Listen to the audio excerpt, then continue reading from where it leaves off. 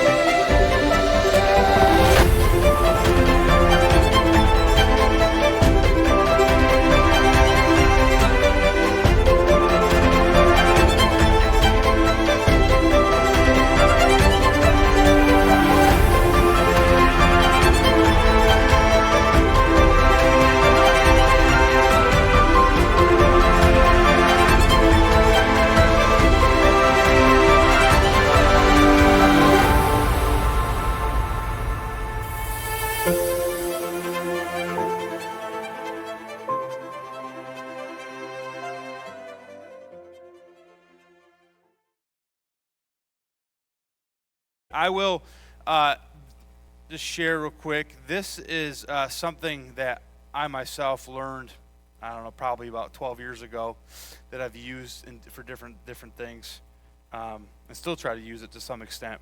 And I would say the number one piece of of wanting to share the gospel or sharing the gospel is the number one piece of sharing the gospel is, do you have the willingness to do so? That's the first step in all of it. And then, are you willing to take that next step in your willingness to be able to share the gospel? So you're here, so it means you have a willingness to do so. So that's the first step in all of this, which is a beautiful thing to have. All right, anybody else want paper copy? You want to? Here's another one. All right, so we're gonna start out with just reading through something to help us understand the larger picture of us, the gospel, and then it'll lead us into something in the framework of what we're going to go through. So the first part, I'm just going to read, and you can kind of go along with it. You might not probably need to take any notes, but it's more so just to kind of help us understand the larger picture. The gospel begins with God, not us. God is not created, eternally existing. Before any individual enters the story, God reigns eternally, having initiated all beginnings. It is crucial to grasp this character, lest we misinterpret the narrative. As the Bible begins, in the beginning, God. It wasn't in the beginning, Bryce, or in the beginning, fill in the blank. It was in the beginning, God. Imagine you are reading a novel. You start with the first chapter where the scene is set, characters are introduced, the story begins to unfold. But what if before the opening the book, you understand that this story is a part of a much larger narrative? The book we're talking is the Bible. The author existed long before the story was written, and the world in which the story takes place was created by the author. This awareness shapes how you read the book. You recognize that story, and it isn't just about the characters on the page. It's about the author's larger purpose, vision, and creativity. Now think of the gospel as that novel. When you open the Bible and read, in the beginning, God. It's like starting the novel knowing the author already existed and has a purpose that predates the story you are about to read. God is not a character who enters the story partway through. He is the eternal author and creator, setting the stage for everything that happens. The story of salvation, the life of Jesus, and the events in the Bible are all part of his grand narrative. If we start by focusing only on ourselves, our needs, our desires, our story, we miss the bigger picture. For instance, we might start out the story of the gospel of, you're a sinner. And that starts the story with that person or me. Does that make sense? And we often can do that. And it's like in this isolated vacuum that we begin the gospel presentation to someone. We miss the bigger picture. The gospel begins with God because he is the origin of all things. the eternal King who reigns before any human story begins. Recognizing this helps us understand our place in the narrative. We are participants in this story, not the other way around. It reminds us that the purpose and meaning of life flow from God's eternal existence and his plan, and not from our own desires or understanding. This perspective shifts how we approach the Bible and our faith. We are not the central characters. God is, right? If you read the Bible like you're the central character, or if you read the Bible like it's just to you, you've missed the point, because you are not the main part of that. It's God, and then how we fit into God and his kingdom. We are not the central characters, God is. We are invited into a story that began long before us and will continue long after us.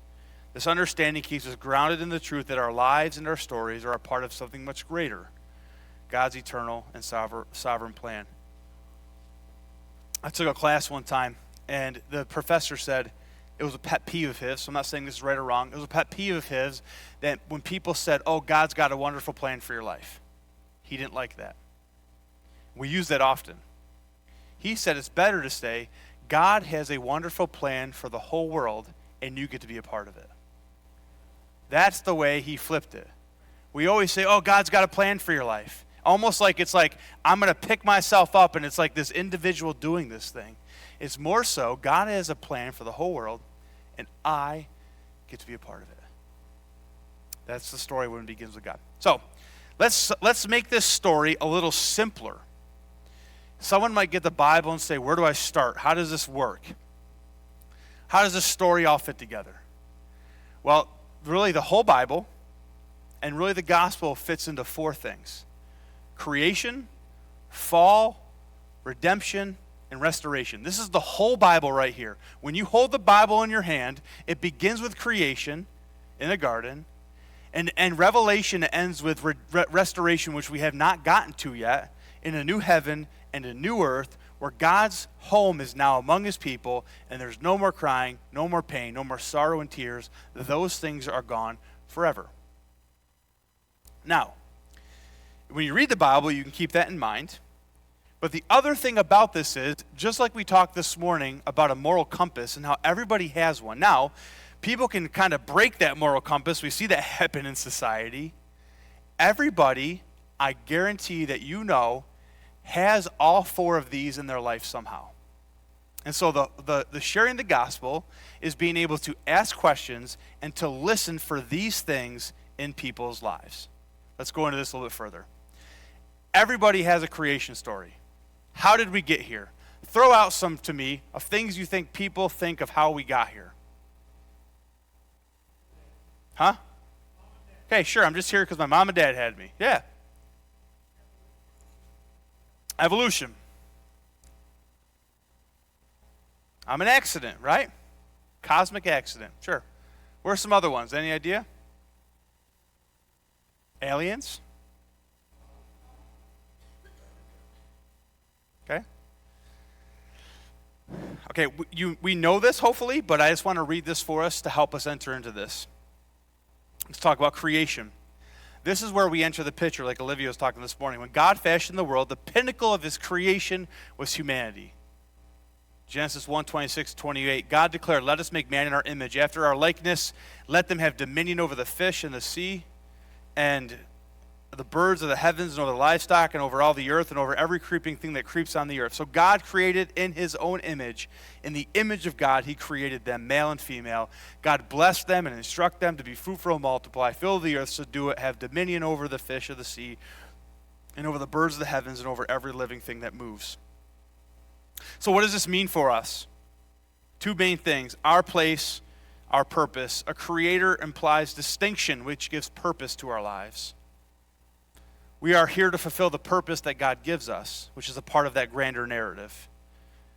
Humanity is designed to contribute to his creation by reflecting the goodness and creativity of God, which we see here.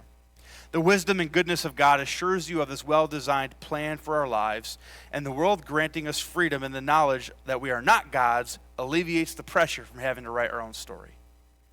Understanding the role in the story means recognizing our purposeful creation. So with creation, we can ask the question, how did we get here? But how we got here for the believer implies distinction and purpose in our lives as well. Do you think asking someone a question about their purpose in life can help them lead to this? It's a great question. It's actually it's a really kind of more like a coaching type question to ask, what's your purpose in life? Allow that be the question that you enter their story in. Let's go to another one. Our place, his image. His image. God doesn't attribute his image and likeness to any other creation. While attributes manifest in nature, mighty rivers, eagle wings, none share the image and likeness of God. Only humans do that. Male and female both created. Distinct yet equal characters in the narrative. In the beginning, the goal of humanity, listen to this, the goal of humanity was to tend the garden, so work was before the fall, right? These excuses we had about not going to work this morning, before the fall came, work was already happening, all right? So work is one of the main things that gives us purpose in life, and we can find that. It's a great conversation for the workplace. The goal of humanity was to work, and it said God would come and hang out with them in the cool of the day. That's pretty cool. Imagine if that was the goal of your life, to take care of what God entrusted you with, that's your purpose, and to hang out with God. That's your goal. How complicated have we made life? How complicated have we made things? However, this is where the story takes a turn. We're going to come back to creation here in a minute. Everybody's been impacted. And the question is, what's wrong with this place? What do you think? What do you think people would throw out there and say, what's wrong with this place? Yeah. Well, we're going to get to that in a second. But what's wrong with this place first? Because that's the fall.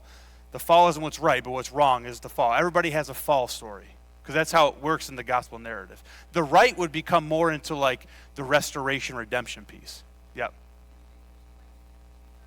No, I mean the earth, where we live right now. Let me give you an example. Talking to a cashier, they said, this world is absolutely crazy. Not sure what's happening in it. That's a fall right there. They have a craziness to it. What are some other things?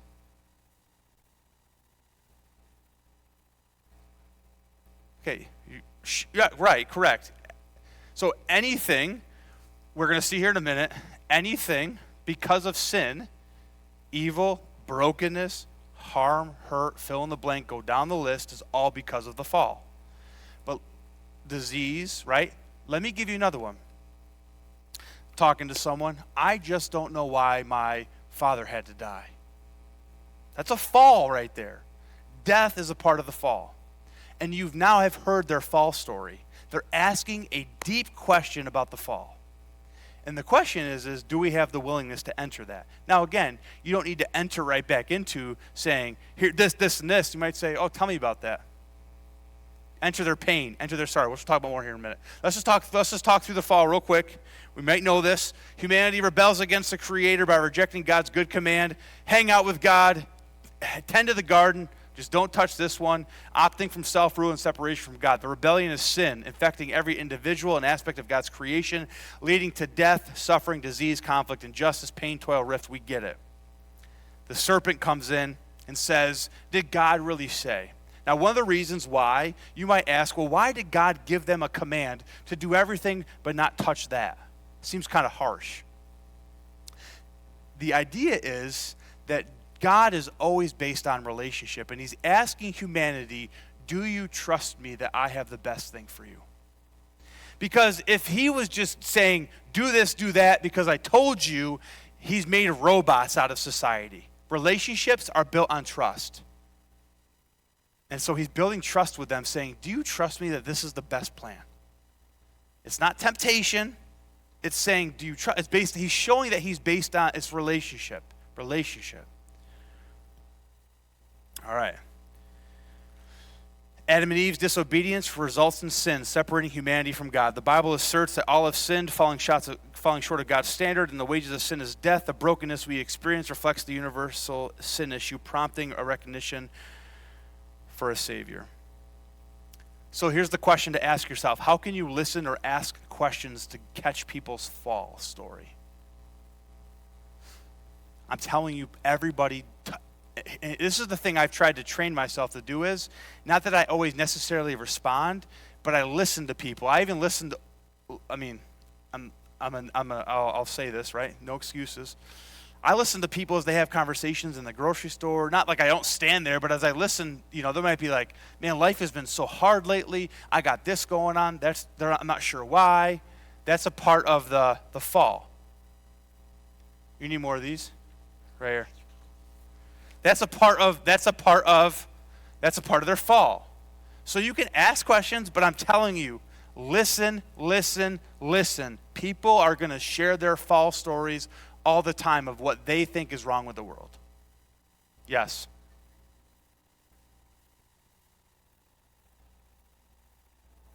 Okay. No, your fall story should be that Adam and Eve rebelled against God, which brought sin into the world, which caused all this issue. That as a believer in Christ, it's called the fall. That's the word we use in Christianity, theology. It's called the fall. So the fall, great question. The fall is what's wrong with this place. So for the believer, we know that there's sin in the world because Adam and Eve rebelled against God, and sin enters the picture. But with sin comes death. With sin comes brokenness, comes hurt, harm, injustice, pain, toil, death. Right? As Paul would say, the wages of your sin is death. Physically and eternally. Okay? So what I'm saying is, yep. Mm-hmm. Correct. They're saying they're not using those words, but they're saying they know something's wrong with this place. Make sense?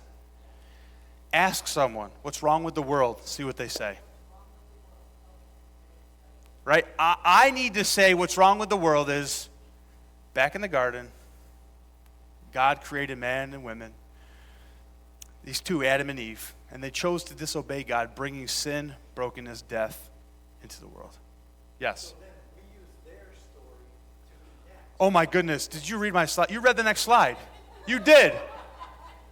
You need to enter into the commonplace, because here's the deal. What we often do is someone might say something. Marty's like, the next slide, let's go.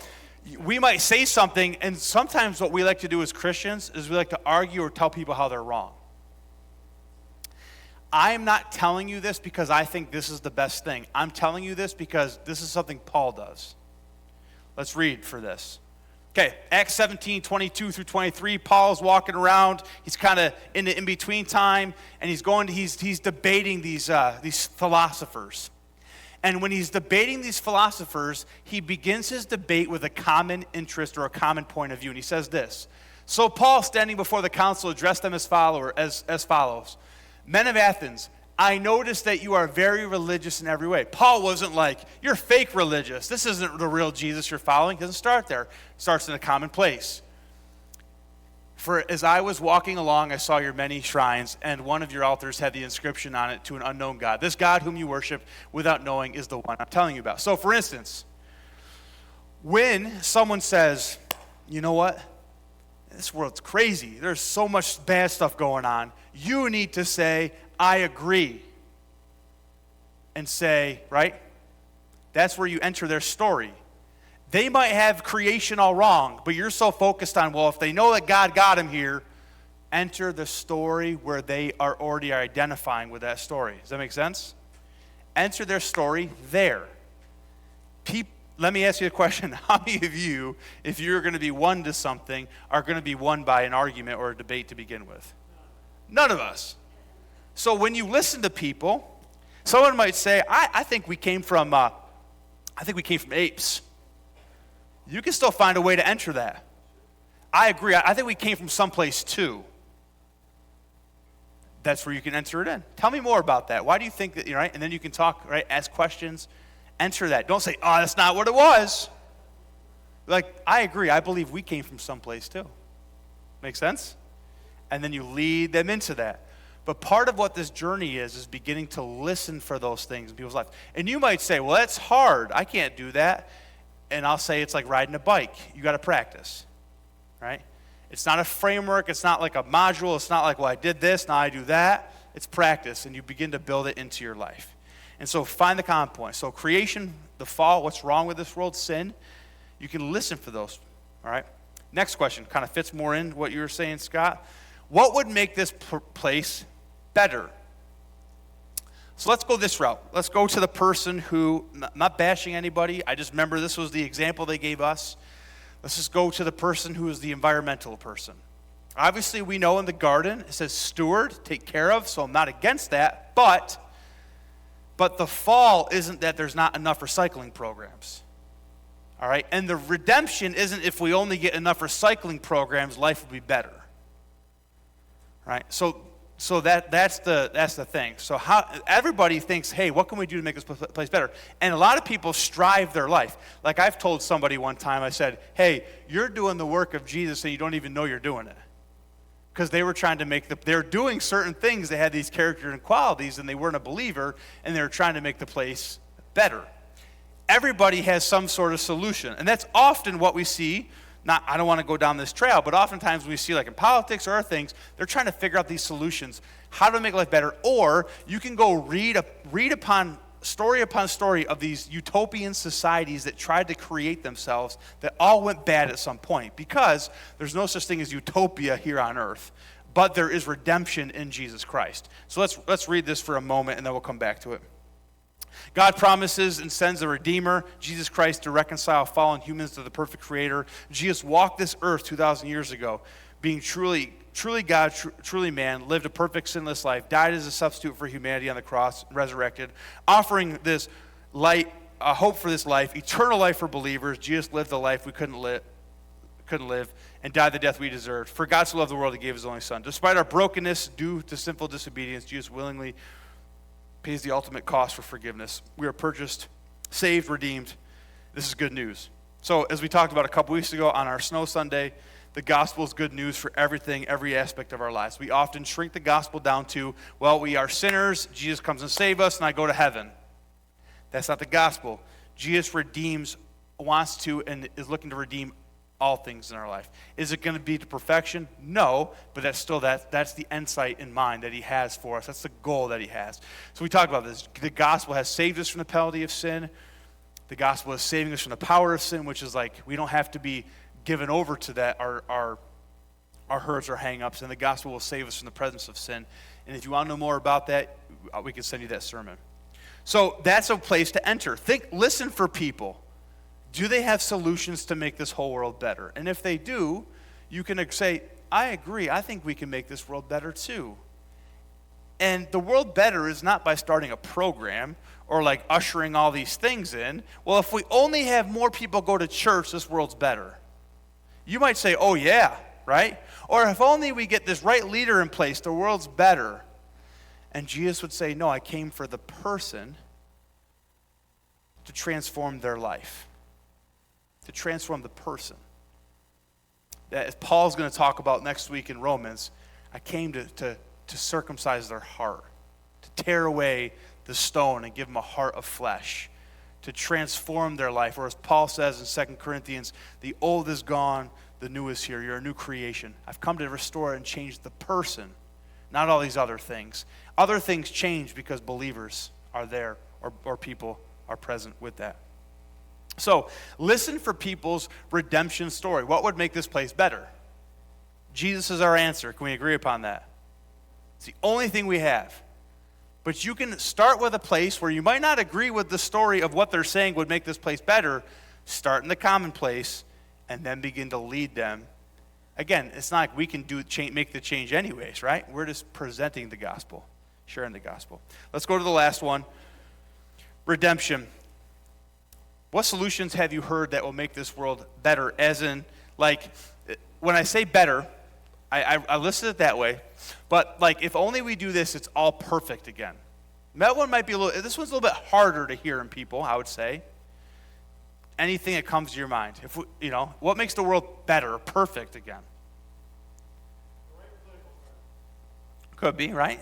Just set it up. People kind of have a little bit in that, and there's a little bit of crossover between redemption and I should say restoration. My bad. Should say restoration. Okay. All right, let's go back to restoration. All right, what happens at the end? Right? Many attempt to answer this. So let me tell you this one. This is why I say many people attempt to answer the restoration question. Anybody ever seen a zombie apocalypse movie? You can answer freely. We're in the company of sinners. So I'm one for a good zombie movie. How about, you ever seen the show Doomsday Preppers?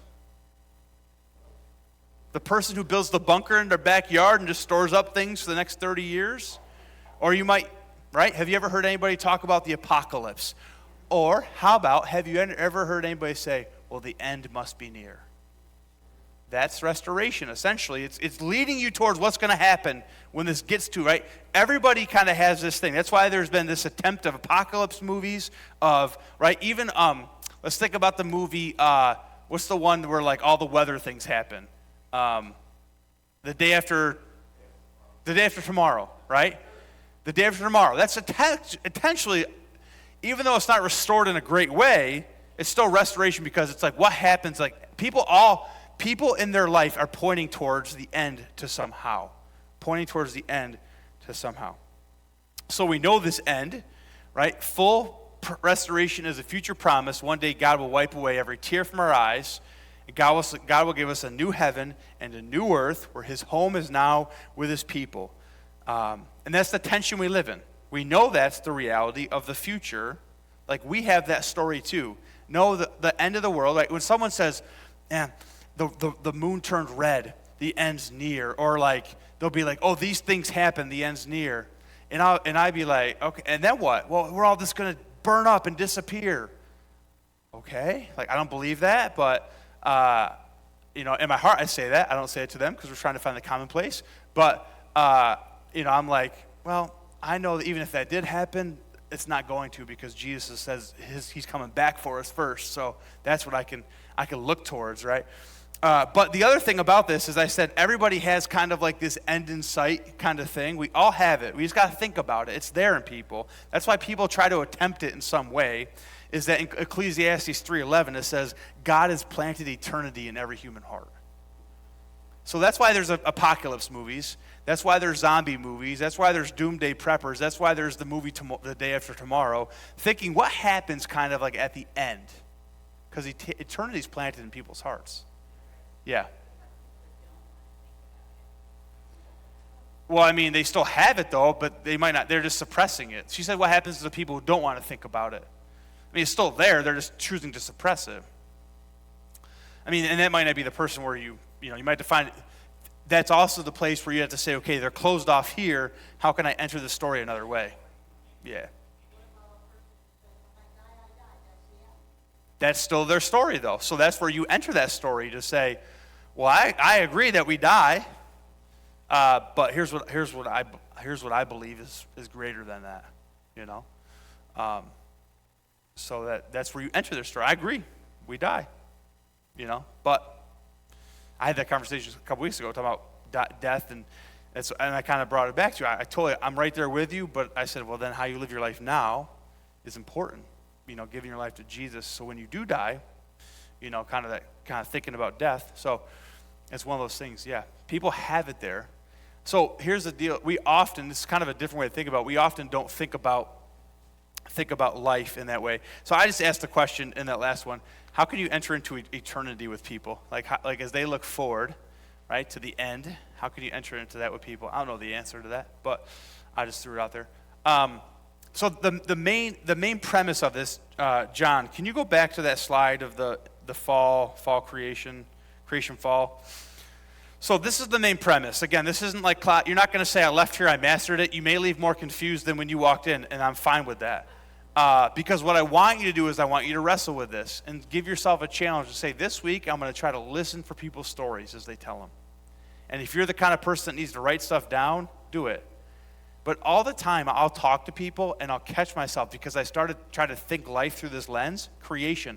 We're all here from God. Genesis 1, 2. Humans are the pinnacle of this creation. Genesis 3, the fall. The Old Testament's all about pointing to this redemption of Christ.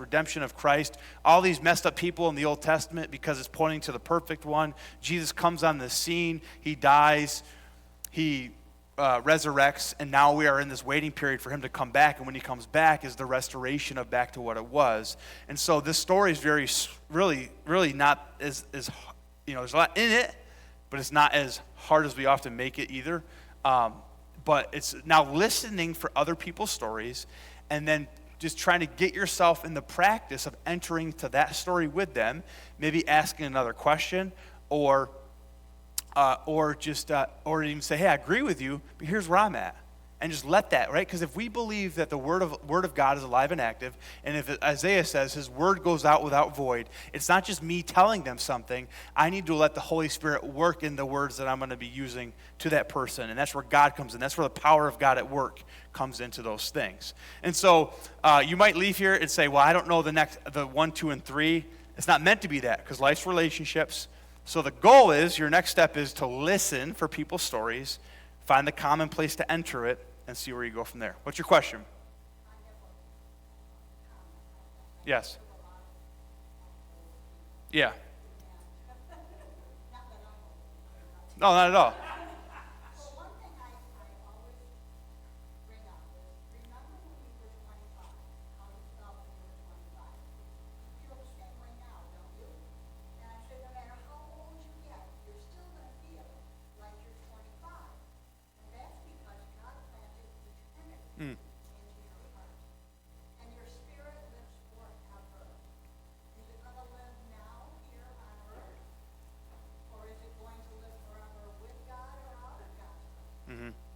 Yeah, so that's a good way to enter into that eternity story. Yep, sure.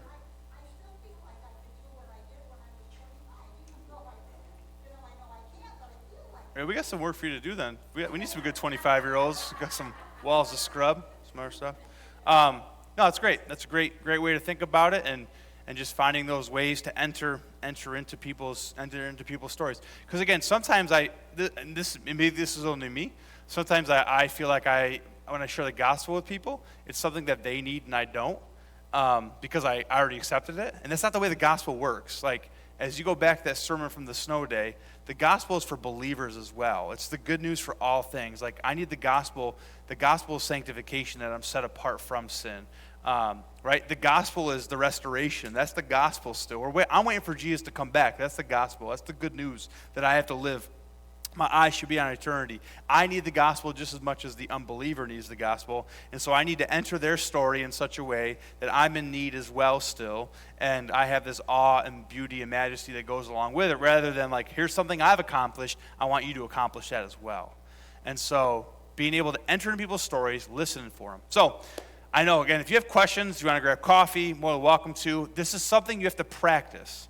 So you have to, when you practice something, you make time for it. So all I'm asking is, as you go about your day, in the grocery store, hanging out with people that you hang out with people, the first step is just try to start listening for some of these. And I guarantee you, when you begin to listen in this framework, you catch things that people say, and you might kind of have before kind of pushed it off to the side, but in their hearts, these are things that they're saying, that how I got here, what's wrong with the world, what's going to make the world better, and what's going to happen at the end. They're all in people's lives.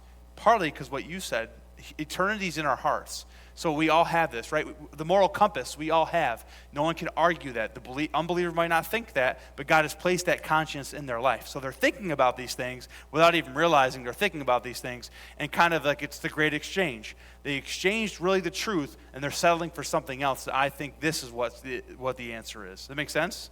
They all have the gospel in them somewhere, so it's helping to draw that out of them to then present the actual gospel for people.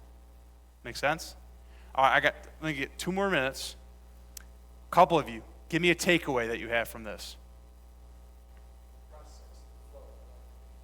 Okay, process and flow. That's right, Mike.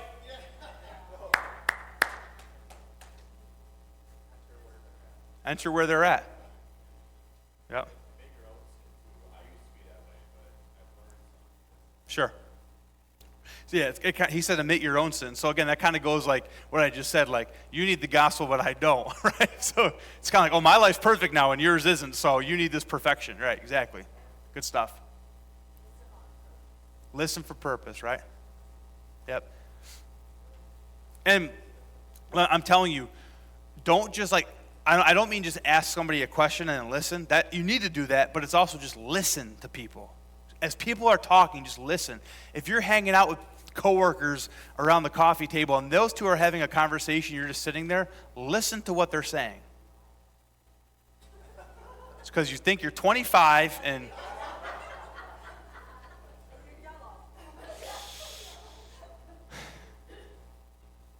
Anybody else have a takeaway?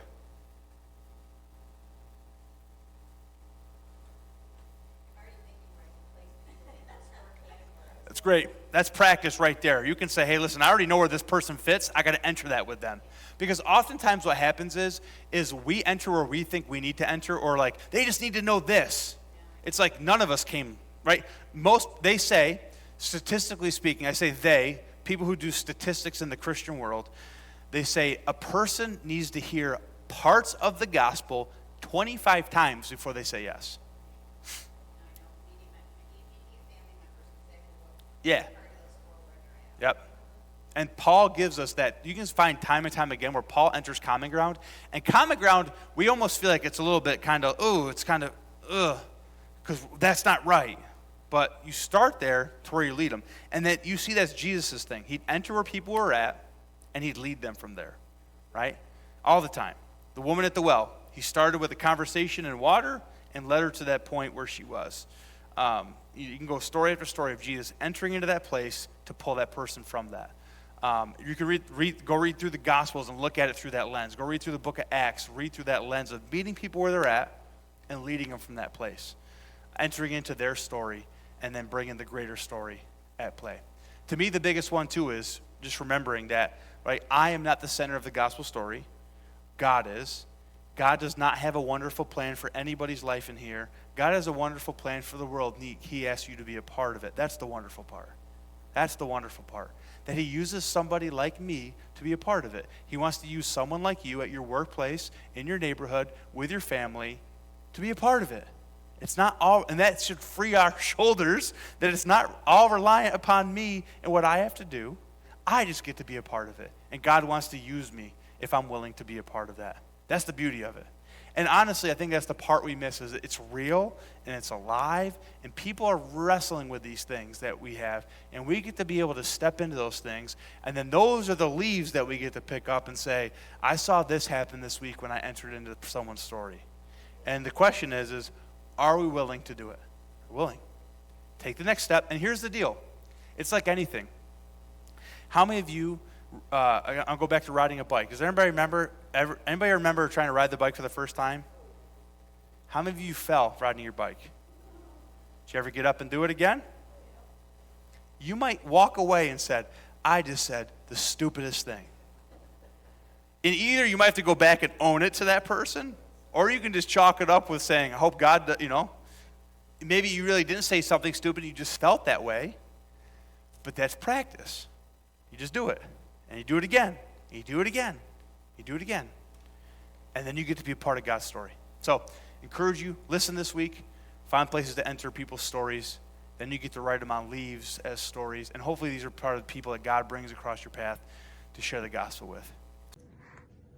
I hope in this training today that you took away some valuable tools to share the gospel with other people. Again, as you're going about your day, as you're spending time with your family, as you're hanging out with your coworkers or in your neighborhood, you're listening for creation. How did we get here? The fall. What's wrong with this world? Redemption. What's going to make this place better? And restoration. What's going to really, down the road, make it all right? Listen for those stories. Find the common place. Enter into that story and share the gospel. Let's make these gospel conversations not just something we aspire to do, but something that we really take heart and we do it.